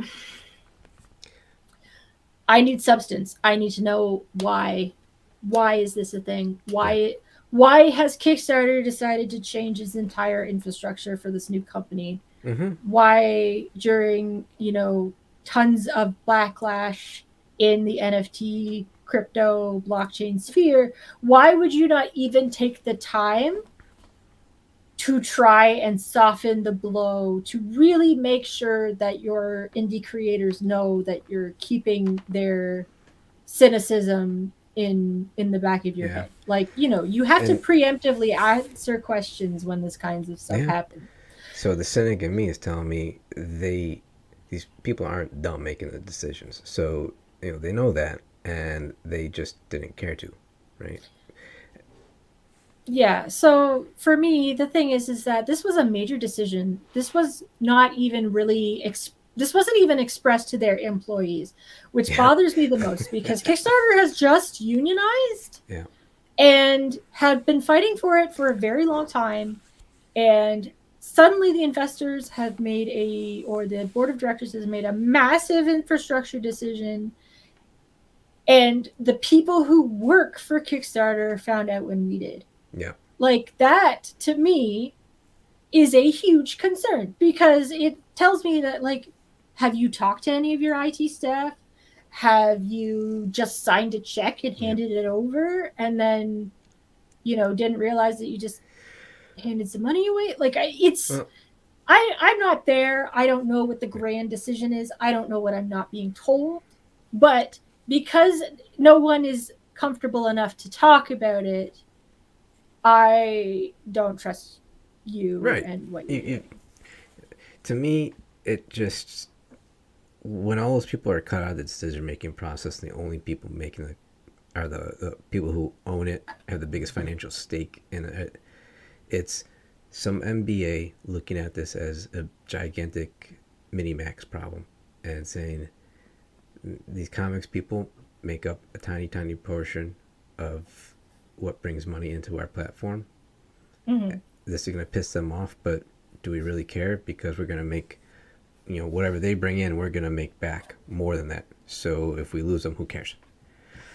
That's all I can think about. So I mean, all I can say is that there's a lot of people who can't leave Kickstarter yeah, because Kickstarter, we made Kickstarter. We made Kickstarter what it is now because indie creators flocked that platform, got people on that platform, especially places like Iron Circus Comics, who oh could, gosh, like, were probably one of the most trustworthy people in the beginning of the Kickstarter days yeah, because there was a lot of scams. Some people even have a serious distrust of Kickstarter because of the sheer amount of yeah, scams that used to happen in the beginning. And I've been on Kickstarter since like 2010, the year I wow, graduated. So, like, I have been there for a long time. I've seen it, like, grow into this really cool project. You know, actually moderate its community, unlike Indiegogo. Like, mm-hmm, was very open about, like, features and how to incorporate new things, and, like, took its time to incorporate new things because it was very rare when they would develop a feature that, you know, made people genuinely upset. Like, Patreon adds stuff all the time without telling you, and yeah, then Twitter explodes about it for about 48 hours and then they change it back. yeah, UX designers, hire some, test that before you launch it. Like, what's wrong with you? Um, Basic web design, guys. Like, it's not that hard. UX guys do not get enough credit. no, I'm sorry, but no, they UX don't. designers do not get enough credit. Um, so yeah, so for me, it's like, okay, I'm in a position where I'm just doing a reprint bundle. I don't want to be on Kickstarter right now because they're they're being a very bad X at the moment.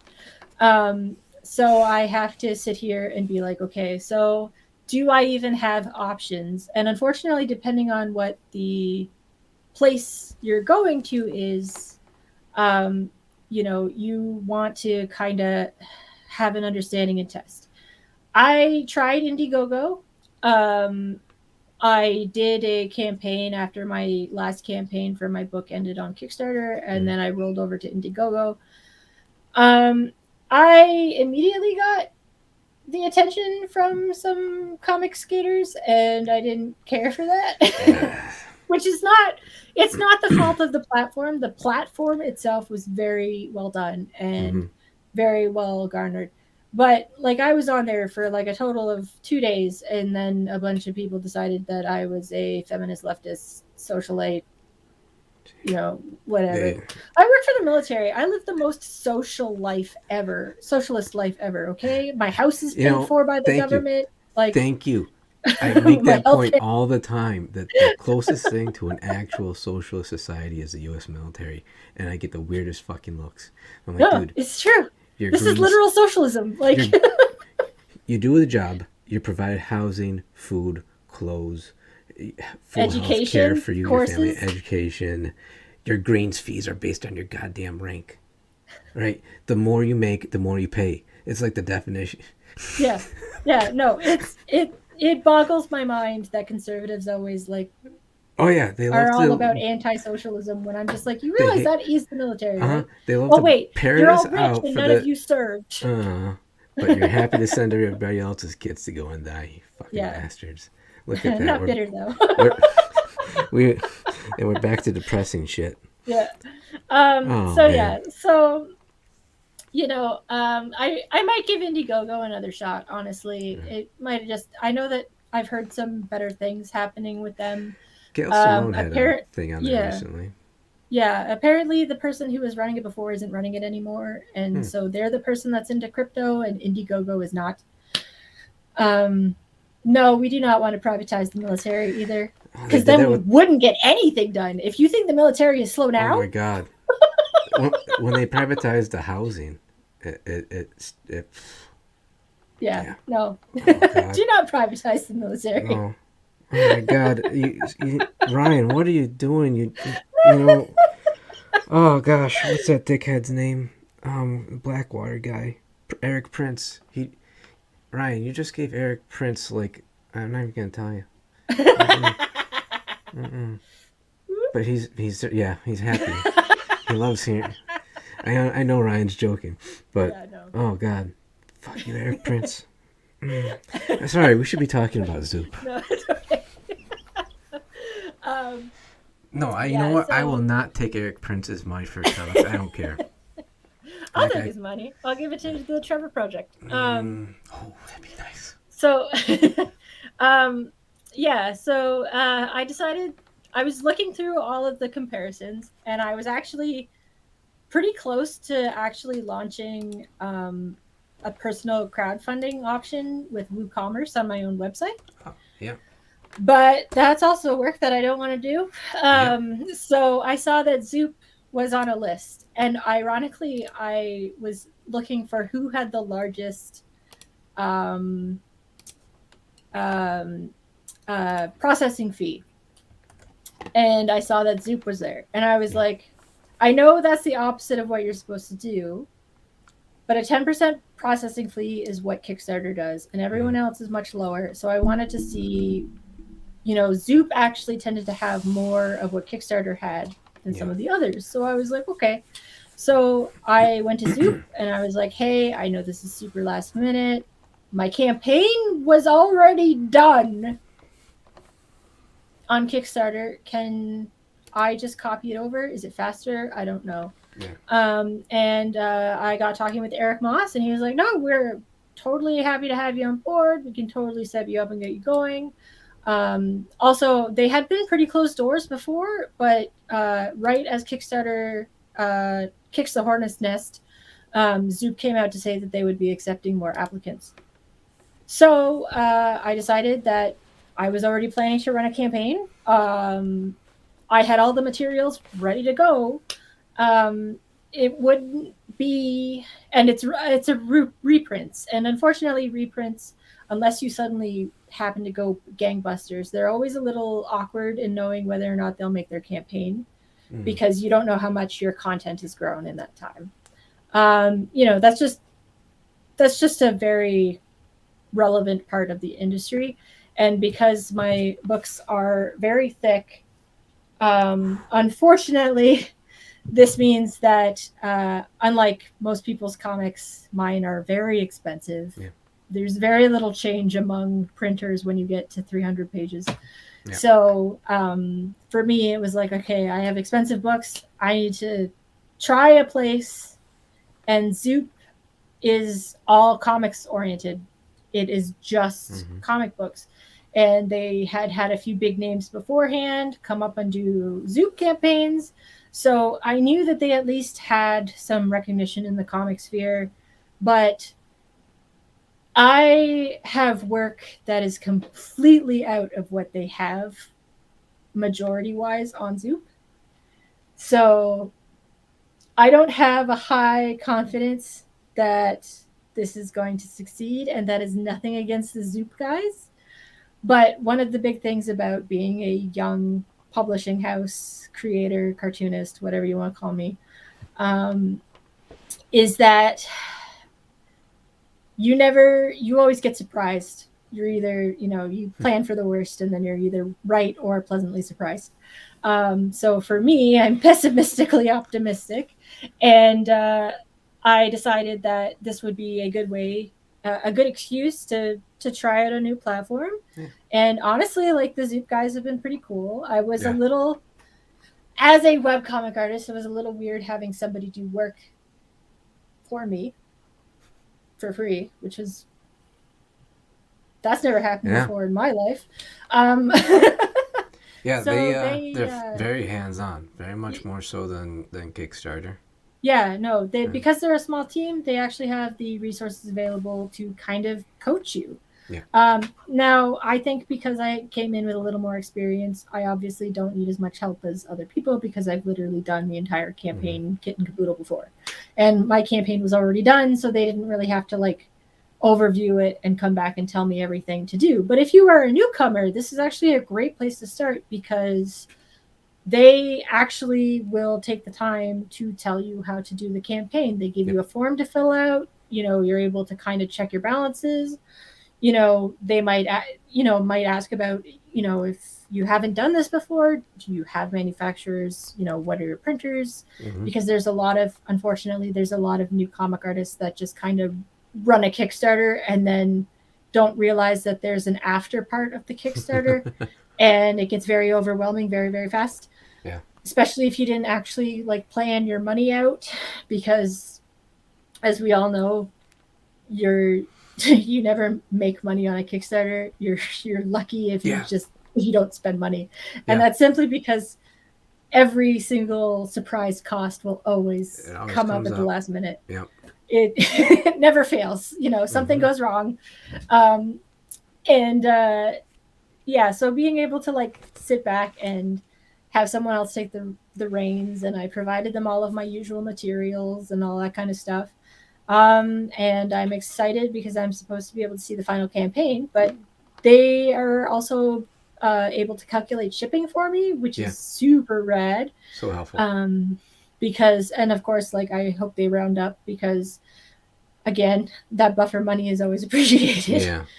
And I also don't like charging people after a Kickstarter is finished for shipping. And I understand why some creators are doing this. I really do. But from a buyer's perspective, Canada's parcel shipping starts at $20. So there is a very good chance that I actually might have to end up spending $60 or $100 on a $20 book. Yeah. And it's so hard to price that out right so that you aren't losing money by shipping to Canada or to the UK or the EU. But you don't want to rip people off either. And it's so tricky, especially, as the prices in shipment fluctuated so much lately, and, you're running the campaign 3, 4, 6 months before you're going to do fulfillment.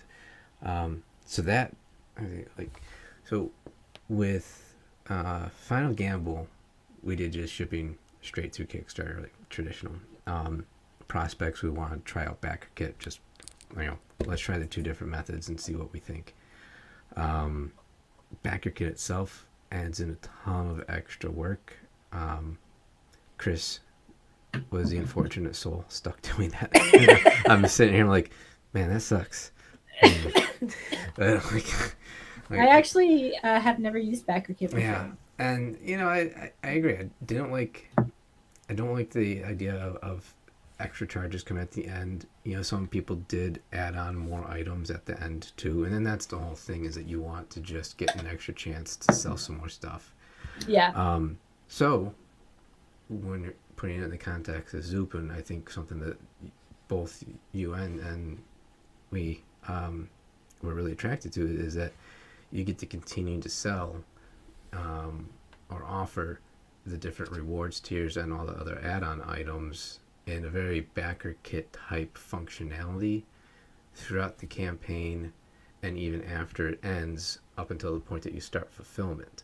So you get a much wider window to bring in funding for yourself. Which is funny, because I didn't even know that until you mentioned it in the Discord, because I didn't even ask about that, because I just assumed it wasn't part of the thing. And that's only because I haven't actually had the campaign launch. It's launching on Monday.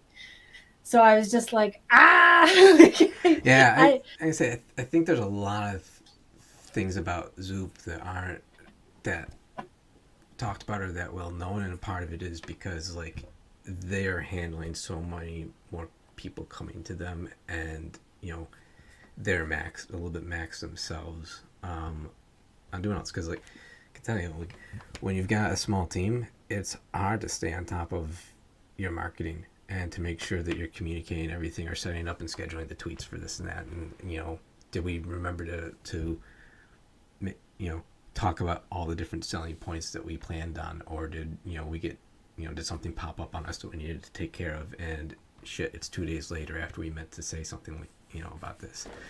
So yeah, no, it's it can really sneak up on you at the end of a campaign, just all that little stuff. And it is nice to be able to sometimes grab something that you didn't think you had money for before, or maybe a stretch goal got unlocked that you wanted, or just something like that lets you just keep the momentum going. Because the thing about Kickstarters is that any sort of crowdfunding is that you want to get as much money as you can in that one sitting, as large as a sum as possible, so that you have all of that money and can start calculating how much you have to start divvying out.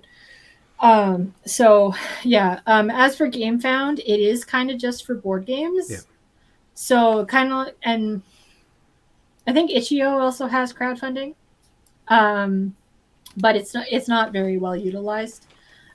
So for me, I'm always looking to see how easy it is for me to use a platform. What control do I have over the platform? How easy is it for me as a backer to be able to use the platform? The good thing about Zoop is that it does honestly take a few clicks, and you can already have a profile ready to go, and you can start buying comics, which I think is great. I tried that myself, because that was one of our questions with Jordan. And if you have a Facebook account or a Google account, you can just use those to log in. And I used the Google account option, and it was 2 clicks, and it's that's it. And then obviously you've got a normal setup, a username and password type thing. But honestly, you're talking about either spending 5 seconds or 30 seconds to set the account up. And as I understand it, the whole process of backing is a little bit different too. Whereas instead of scrolling through all the reward tiers and going through that, it's a little bit closer to a traditional e-commerce site. And obviously you got to scroll through the different backing tiers and stuff, but it's more of a cashing out process through a regular old shopping cart. And that way, where the shipping starts to come into play, and this is probably important for both people running a campaign and backers, is that the shipping will change based on how many items you're picking, so the shipping will be accurate to the weight of all the items. But that just automatically calculates it for you, and I believe it charges it at the same time as you get charged, when the campaign ends.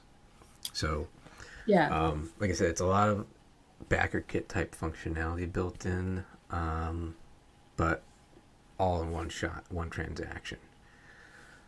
Yeah. No. What? And they're also they're also like Kickstarter where it's all or nothing. Yeah. And I definitely prefer an all or nothing campaign because personally for me just the way I'm running the campaign is I want to make a promise, but I don't want anybody to be out of money if we don't hit it because it's not making your goal and only making half of your goal, You, especially with the way that I you buy can't do books. anything with that. Yeah, you can't.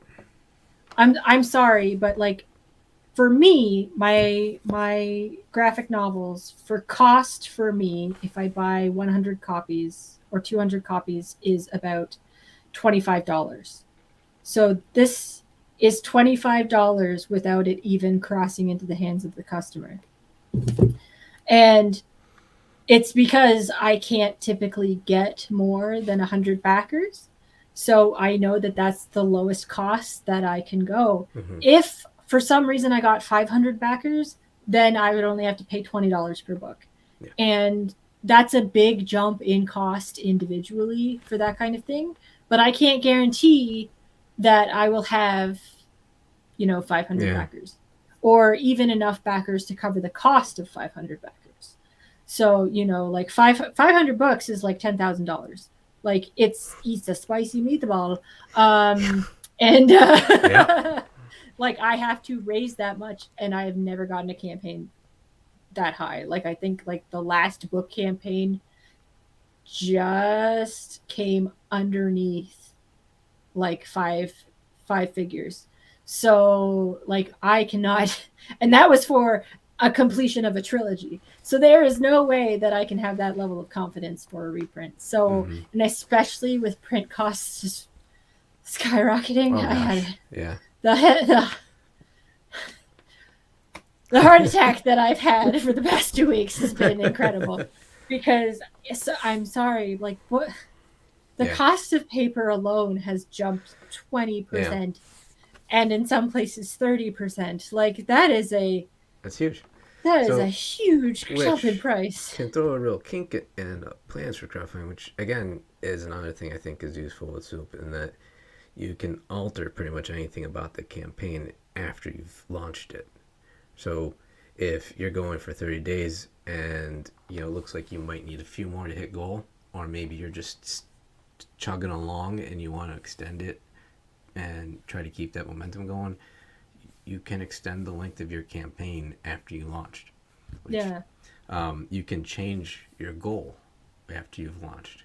So, to the point about the printing costs, if you are planning it, 60 days out, you launch, and then you're still kind of keeping tabs on your printing estimates, and all of a sudden there's a big spike.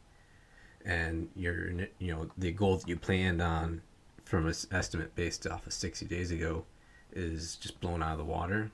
You could hike that up. Yeah. So. Yeah, I mean, honestly, I think one of the biggest advantages for me is that if for somehow I manage to get, 300 backers or something like that, that would probably be enough to cover the cost of 500 books. Mm-hmm. Or at least I would put in the extra money to buy the 500 books. Right. But I would love to be able to alter the tier to a cheaper price if I suddenly had a massive escalation in backers. Yeah. So, the more backers I get, the more I can lower the cost of the book because I don't like how expensive it is. As an indie creator and an indie publisher, there is no way for me to compete with like Walmart prices. Oh, gosh, I am doing full color graphic novels. Yeah. They are 350 pages a piece. They are heavy boys. They are expensive no matter where I buy them from, unless I buy thousands of books. Yeah. So that is not happening. In order to have the volume of an order to get the per unit cost to something manageable, you have to already be fucking rich to begin with. Yeah. So like, that's the constant struggle that I think all of us deal with. Well, and also like for a lot of us, also have people to, even if you were wealthy, like you also have to make sure you own the space Yeah. to store the books. Yeah. So like for me, my biggest problem is actually making sure I have people to mail those books out to, because I can certainly keep 500 to 1,000 books in my house. Mm-hmm. It won't be very comfortable for me, but I will. And I will feel like I'm back in college sitting on cardboard boxes everywhere. But I will absolutely, for sure, be able to move them. But if I don't know if I can move that number of books, then I have to start looking at storage space, and that's expensive. Yeah. So you're creating the book, you're publishing it, you're warehousing it, you're doing the fulfillment, and then you're doing all the administrative back end stuff, because don't forget about paying taxes. Oh yes. Anybody who has not done crowdfunding before, please understand that it is taxed money. Yeah. And if you do not report it to the IRS or the CRA, you've just committed massive tax fraud. And I also want to say this too. If you cannot spend that money before tax time, you will have really bad year. So you might be able to make up for it the next year, but honestly, if you're getting around tax time and you don't think that you can spend the money fast enough, you should push back your Kickstarter. Like push it back, because you don't want that money to come in right before it gets taxed. You really don't. So, just a heads up. And of course, the bigger the sum it is, the more likely the IRS is going to come knocking on your door if they don't see it. So, once you start hitting like 5 figures, people start paying a lot more attention to you. Yeah. Not my personal experience, but like anything that is 5 figures. Yeah, 10K is that magic benchmark for anti-money laundering. For anybody who hasn't worked in banking. Yeah. So a lot of weird ins and outs that you just don't. It's hard to really anticipate it, and if like anything else, you can be a fantastic artisan and create something that's wonderful, but to then start selling it, like there's so many other things that you have to know about, and it's not easy. Yeah, no, I have learned so much about the postal service industry that I never thought I would ever have to learn in my whole life. And like it's great, because I'll just be like, oh yeah, no, we need this type of mailer, or you can't send that unless you send an invoice. And then they'll be like, what are you talking about? I'm like, if you don't send it with an invoice, that's a problem. They'll either customs will either bing you, or it'll get sent back, or country of origin. Yeah. No, it's pretty crazy how all of these little ins and outs, once you start doing international commerce. Yeah, the joys of being an independent creator, and it's all on your shoulders, and you're the only person anybody can blame. So, good luck. Do more push-ups. Yeah.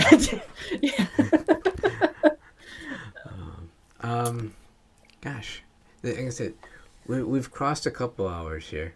Yeah, no, I'm cool. Very sorry for keeping everyone up so late. I really enjoy talking with you. Yeah, for sure. It's a fantastic time always, and I know like it's gonna be a quality conversation.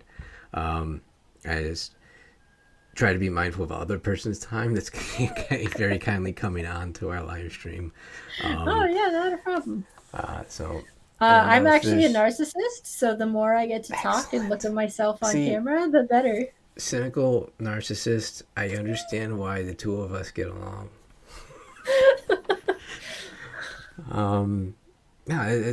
Is there anything else that you definitely want to make sure you mention to everybody about either, what attracted you to Zoop, anything about your upcoming campaign, or anything else? I do want to mention that for anybody who did buy the complete trilogy of my books, we are going to be doing metal bookmarks, which are these lovely 4-inch by 5-inch, I think, metal bookmarks that will fit nicely in between your pages if you want to reread. Oh, that'd be cool.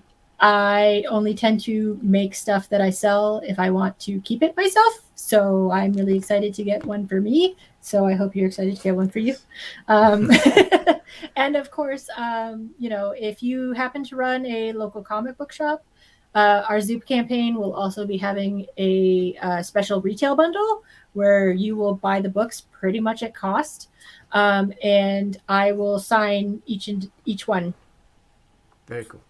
For your local comic book shop. So if you're a retailer, or if your local comic book store likes supporting indie creators, please go to xiicomic.com. You can find the books there. My books can also be requested through a library. So if you would like to have your library have them, you can go to your librarian and you can make the request. And the more requests they get for Magic and Muses, the more likely they are to make it on their next purchase. So this is a teen-oriented book, so I usually say there's nothing bad in it that wouldn't be on a Simpsons horror episode. So in terms of just like graphic content, so if you happen to know anybody who would like giant graphic novels, feel free to go after them. You can also read it for free at xiicomic.com. It's not finished yet, but it will be finished in September, the day before my birthday. Hey. Celebratory. It's over. 8 years of my life. Have fun. That's awesome. And you hit on something, that another little crowdfunding tip. A lot of people don't realize that if you're going to make a retailer bundle, you need to do it at wholesale pricing. Yeah. Yeah.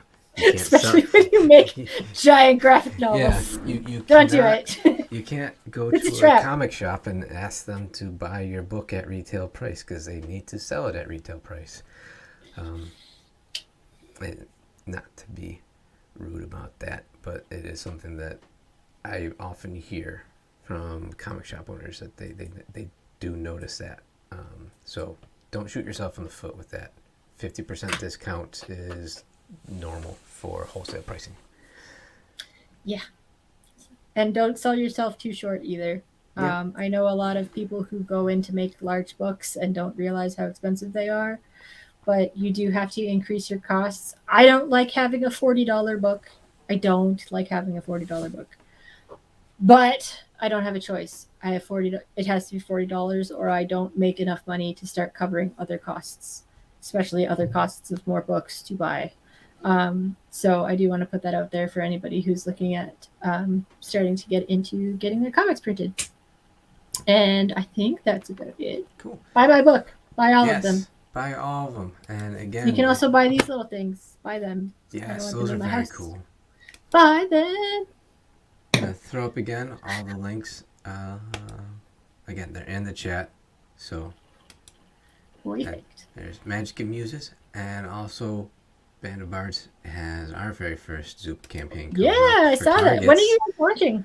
March 1st. Ooh. Yes. So we'll probably initially peg it at like a 30-day campaign, and we'll see how that goes. Maybe it gets extended. We'll see. Alrighty. Yes, very excited for that. Ryan O'Connell, who I alternate hosting duties with, is the writer for Targets, and he often on his Fridays will often have his artists, at least one of them, if not both, Dee and Desi, and they are fantastic to watch. That'll be good. I will definitely try to be watch the next episode. So thank you for having me. No, it's nice seeing all of you. Bye. Bye, everyone. Good night.